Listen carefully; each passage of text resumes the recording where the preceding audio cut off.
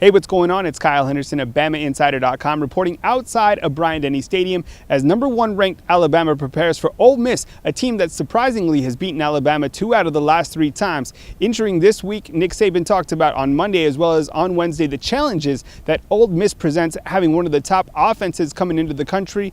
Here's Nick Saban talking about the challenges that the Ole Miss Rebels present. I think this is a really important game for us. This is a division game. Division games are like playing 2 games, because if you lose one, the other team's got to lose 2 for you to catch up to them or get ahead of them. So this is really an important game. Obviously, this is the team that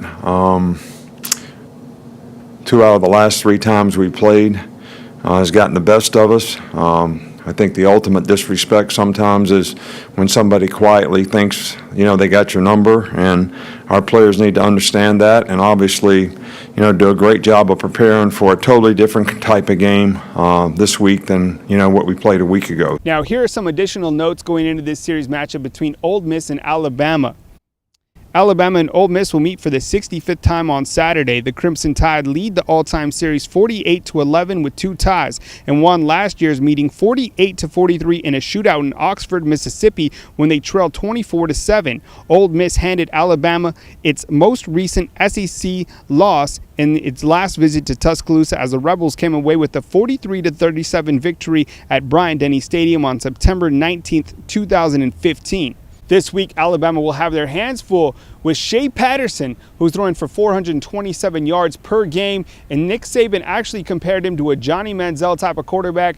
Here's Saban talking about Shea Patterson of Ole Miss. Well, first of all, the guy's got great arm talent. He's very instinctive. He's a very good athlete. He can scramble and extend plays, which they made a lot of big plays on that part of it. And their offensive system and scheme is very spread-oriented. There's a lot of RPOs with a lot of running plays, so he understands it really well. He reads it really well and gets the ball out of his hand very quickly on some of those things. So the combination of all those things make it very difficult to, just about every running play has a pass with it. So you teach players to read, run, pass, but now it's a run, but it's a pass. So it creates a lot of run-pass conflicts on defense, and defensive players have to really do a good job of being disciplined in how they play those plays. And when they haven't played them correctly,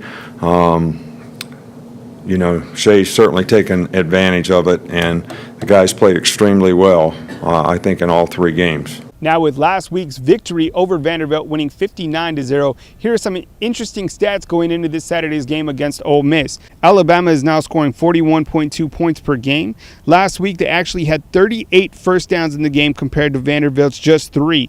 On the season, Alabama is rushing for an incredible 303 yards per game. Their passing yards per game right at 179.2. Total offensive yards per game, 482 yards per game under first-year offensive coordinator Brian Daboll. Reporting from Tuscaloosa, Alabama, this is Kyle Henderson of BamaInsider.com. Stay with us all weekend long as we bring you coverage right here from Bryant-Denny Stadium. Remember, the game is on Saturday, 8 p.m. on ESPN.